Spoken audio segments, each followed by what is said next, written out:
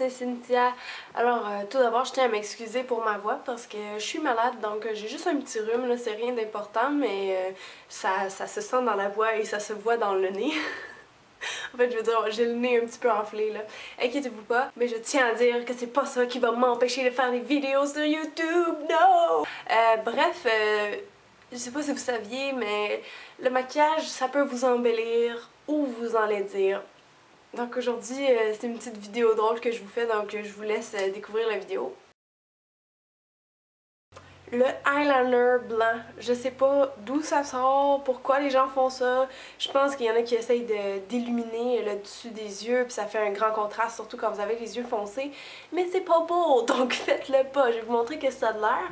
Les gens font une ligne comme ça, soit avec de la poudre ou un crayon. Puis ça, ben, on s'entend que c'est un petit peu extrême. Comme je dis, vous avez beaucoup de contraste, mais le but du eyeliner, c'est plus de définir l'œil que de l'illuminer comme ça. C'est un petit peu trop intense, donc s'il vous plaît, pas de crayon blanc en eyeliner. Une autre erreur que les gens font, des fois, c'est de mettre un crayon contour noir en bas de l'œil. Ça peut être souvent trop marqué, trop dru comme effet. Donc, ils font vraiment comme en haut dans le fond, mais en bas de l'œil. Puis en bas de l'œil, on veut souvent quelque chose de plus soft. Même si on veut avoir de la définition, je vous suggère pas de faire le contour de l'œil vraiment noir parce que ça fait très marqué. Le crayon noir mal mis, là, ça arrive souvent, le fameux crayon noir. Il y a des gens, je sais pas pourquoi, mais ils font pas leur trait correctement. Il y en a qui font un petit trait juste au bout, ça c'est correct, là, juste pour allonger leur œil, mais ceux que je comprends moins, c'est ceux qui arrêtent leur trait de crayon avant la fin de l'œil. Pourquoi? Je veux dire, à moins que vous ayez vraiment comme un complexe de yeux ronds, que vous essayez de changer votre forme, je vois pas pourquoi on arrêterait notre trait de crayon ici. Parce que ça fait juste rapetisser les yeux, puis ça se voit que c'est qu'on triche dans le fond. Donc je comprends pas pourquoi. Vous voyez, ça fait un drôle d'œil parce qu'on sait que la fin de mon œil, en plus avec le mascara, ça va aller là. Donc vous devriez pas faire ça rapetisse énormément vos yeux. Ce que je vous dis à la place, ce serait vraiment de faire tout le long de l'œil, suivre partout jusqu'où vous avez des cils.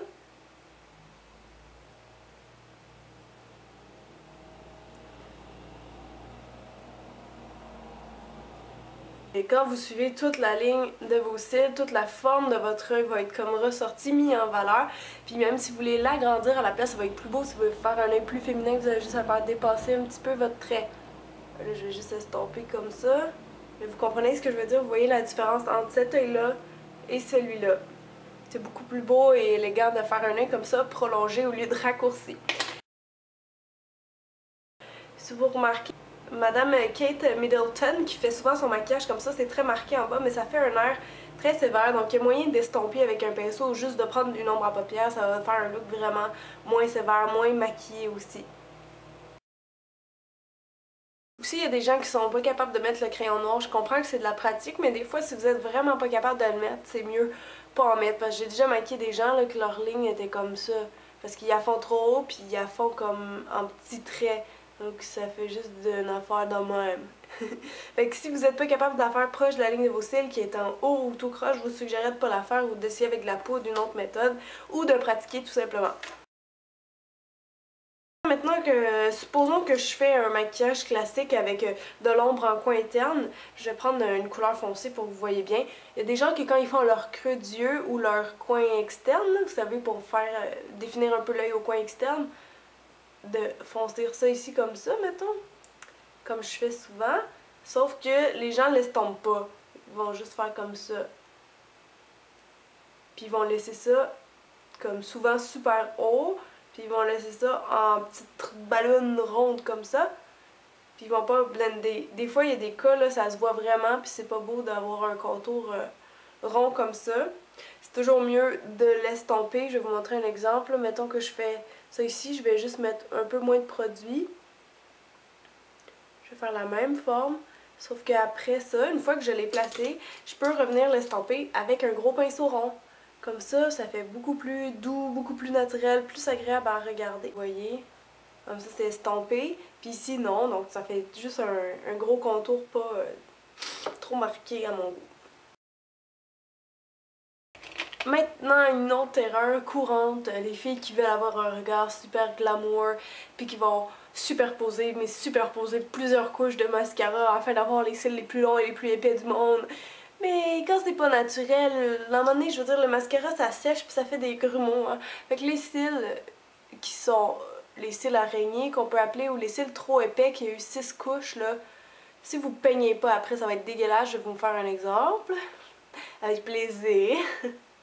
En plus, il y en a en haut en bas. Souvent, ces filles-là vont faire ça. Donc là, on va laisser sécher un petit peu les couches, puis je vais vous montrer qu'est-ce que ça donne à la fin.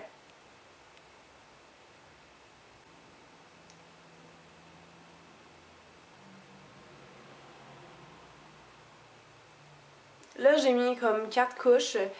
On s'entend, les cils sont très mis en évidence, mais c'est pas beau parce que c'est grumeleux, c'est motonneux. Ça fait un effet faux cils, mais ils sont pas beaux les faux cils, donc non, faites pas ça. Ce que je vous suggère à la place, c'est de mettre une ou deux couches de votre mascara préféré, comme ceci. Si vous voulez avoir plus de courbure puis de longueur, vous pouvez utiliser un recourbe-style avant. Ça peut vous aider à les allonger. Bon, une fois que vous avez fait une couche, vous allez attendre peut-être 30 secondes que ça sèche un peu avant d'en mettre une deuxième. Et là, quand vous avez fini votre deuxième couche, si vous voyez qu'il y a des motons, des grumeaux, vous pouvez passer avec un petit peigne à cils comme ça. Vous allez très doucement, vous allez juste venir les repeigner, ça va enlever le surplus de mascara. Donc les cils, on les voit quand même, mais c'est beaucoup moins épeurant, si je peux dire, que cet œil-là. Et maintenant, il me reste juste une chose que je vois souvent, c'est les gens qui font leur trait de crayon à sourcils trop marqué, c'est-à-dire qu'on voit le crayon de sourcil. Je vais vous montrer un exemple. Il y en a que c'est parce que c'est à la poudre ou que c'est au crayon, mais quand vous faites au crayon, brossez après avec la petite brosse qui vient au bout souvent, parce que sinon on va voir le trait de crayon quand vous bougez, c'est sûr. Donc, il y a des gens qui, je sais pas, ils veulent faire des sourcils tellement parfaits, carrés, mais c'est pas beau de faire ça trop marqué, ça va juste vous faire un regard sévère, peu importe quelle ethnie vous êtes. Là, si vous faites ça trop découpé, là, ça va vous faire très sévère. Il y en a qui font ça, là, comme vraiment carré, sharp, aucun poil qui dépasse, mais super foncé. Puis ça se voit, comme là, ça se voit évidemment que c'est de la poudre parce que j'y brosserai pas. Mais, je veux dire, ça fait super sévère, comme... Ça met trop les sourcils en évidence. Vous êtes mieux de garder la même couleur que vos cheveux ou un ou deux tons plus pâles. Donc moi, mettons, je vais juste revenir passer doucement avec un peu de brun. Je pèse pas beaucoup. Je vais juste colorier un petit peu ce qui en manque. Juste à effleurer, tout dépendant de votre cas. Voilà.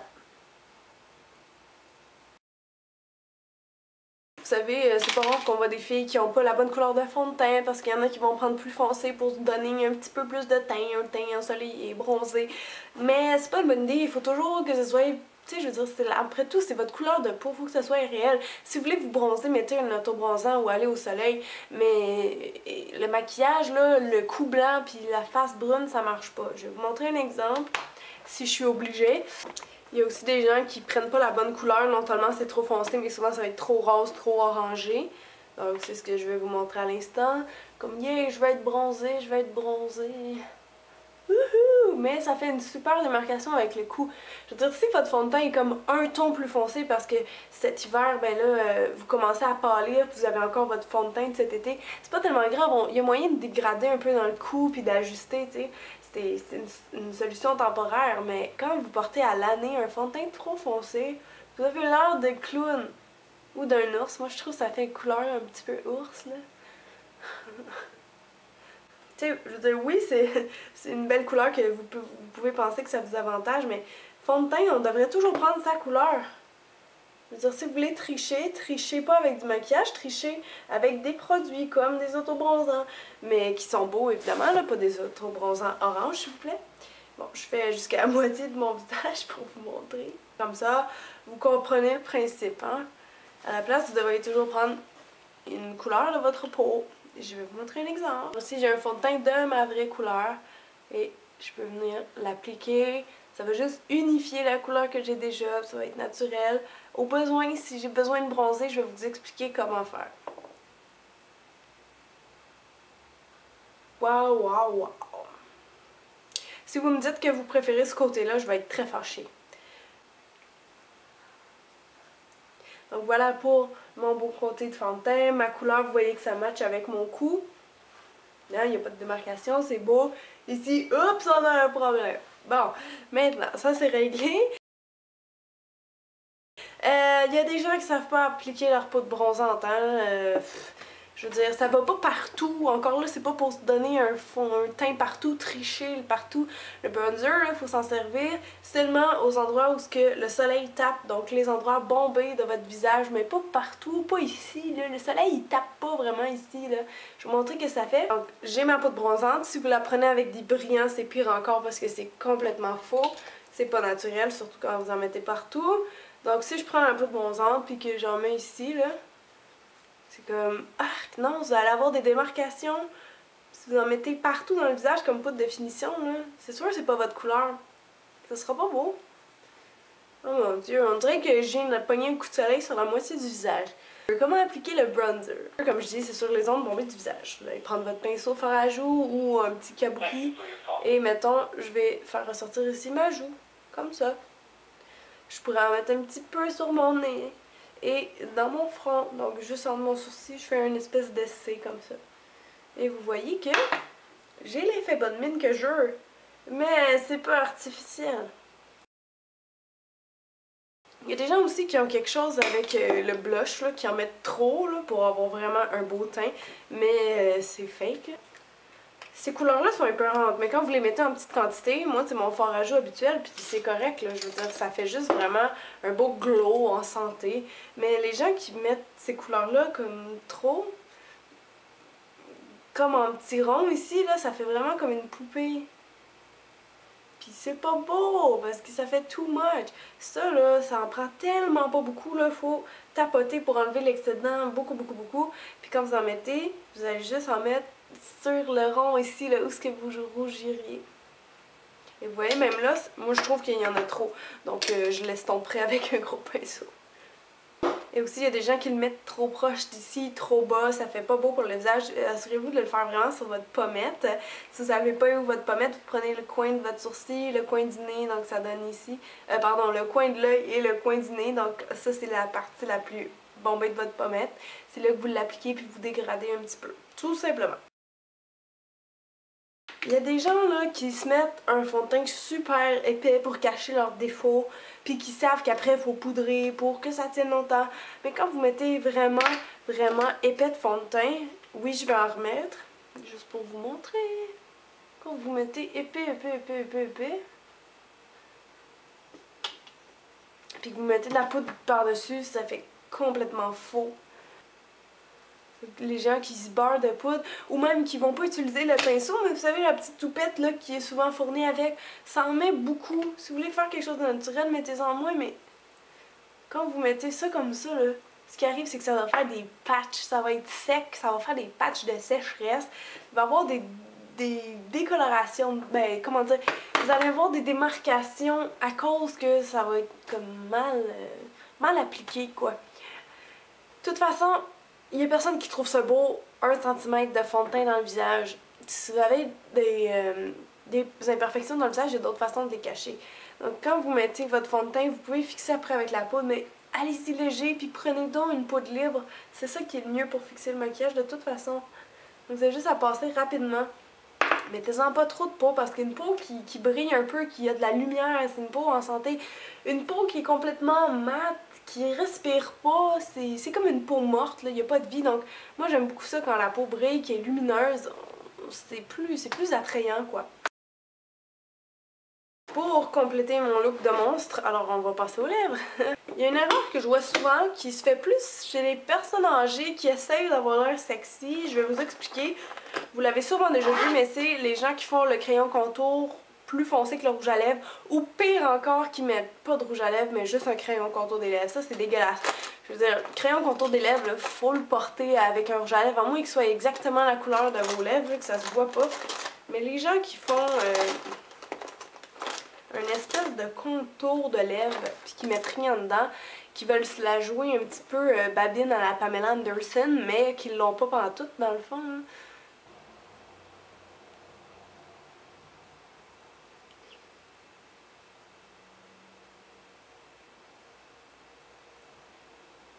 Puis évidemment, ils vont dépasser la forme naturelle de leurs lèvres parce que ça fait des lèvres pulpeuses.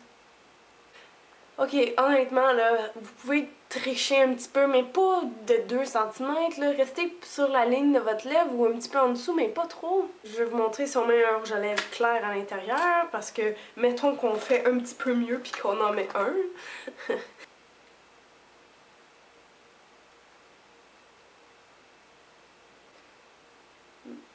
Ça donne ça se voit trop. C'est trop marqué, ça fait comme une bouche de clown. Oui, vous avez un effet de contraste qui fait du volume, mais c'est pas naturel parce qu'on voit trop le crayon. Ce que je vous suggère à la place, c'est de prendre premièrement un crayon de la couleur de vos lèvres avec une couleur qui se rapproche de la couleur de vos lèvres, de tracer vraiment la couleur de vos lèvres.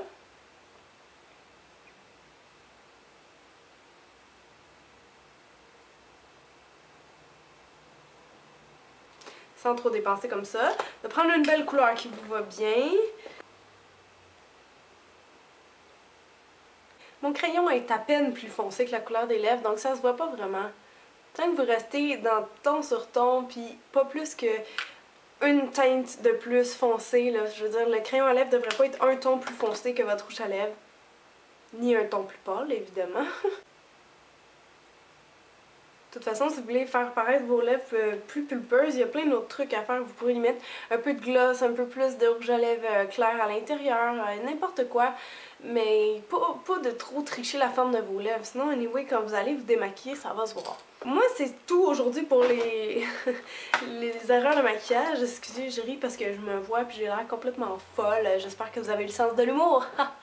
Ouais, donc ça, c'est les erreurs que je vois le plus souvent. J'espère que vous avez appris des choses. S'il y a des choses que vous faisiez là-dedans, que vous saviez pas, ben laissez-moi là en commentaire. Je serais curieuse de savoir c'était quoi vos erreurs à vous.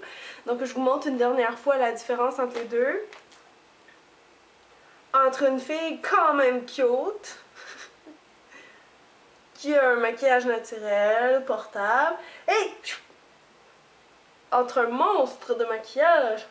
Alors j'espère que vous avez appris la leçon. Je vous remercie de vous abonner à ma chaîne et je vous dis à très bientôt dans d'autres vidéos. J'en ai plein à venir et je vous lâche pas avant la fin des temps. Bye tout le monde! Merci!